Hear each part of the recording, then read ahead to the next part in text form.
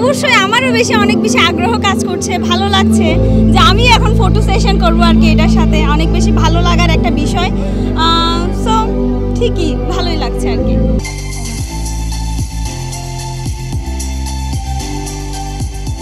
এটা যেহেতু দর্শকদের উন্মুক্তভাবে দেখার সুযোগ করে দিয়েছে, অবশ্যই এখানকার ছেলেরা যারা হচ্ছে স্পোর্টসে বেশি ইন্টারেস্টেড তাদের মধ্যে অবশ্যই এটা ইন্সপিরেশন কাজ করবে, যেহেতু তারা একেবারে কাছ থেকে দেখার সুযোগ পাচ্ছে আর কি।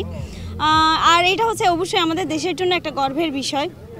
আর এভাবে উন্মুক্ত করে যেহেতু দর্শকদের দেখার সুযোগ করে দিয়েছে, আমি বলবো অবশ্যই এটা ভালোই লাগছে।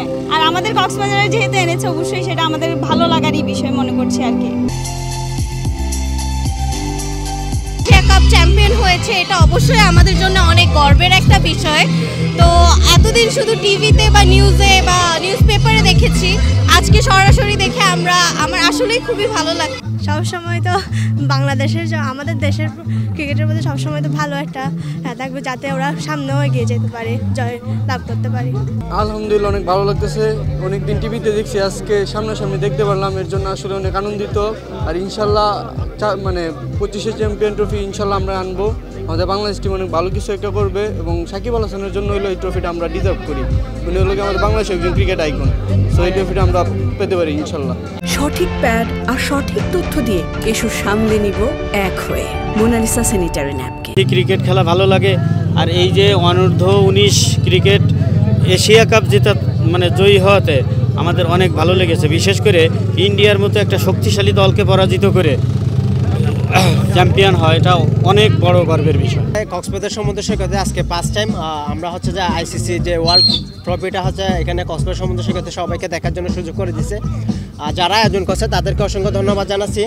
আর পাশাপাশি হচ্ছে যে এখানে যারা দায়িত্ব পালন করতেছে, আপনার পুলিশ আছে, র্যাব আছে, টুরিস্ট পুলিশ আছে, সবাই হচ্ছে এখানে অনেক নিরাপত্তা দিচ্ছে।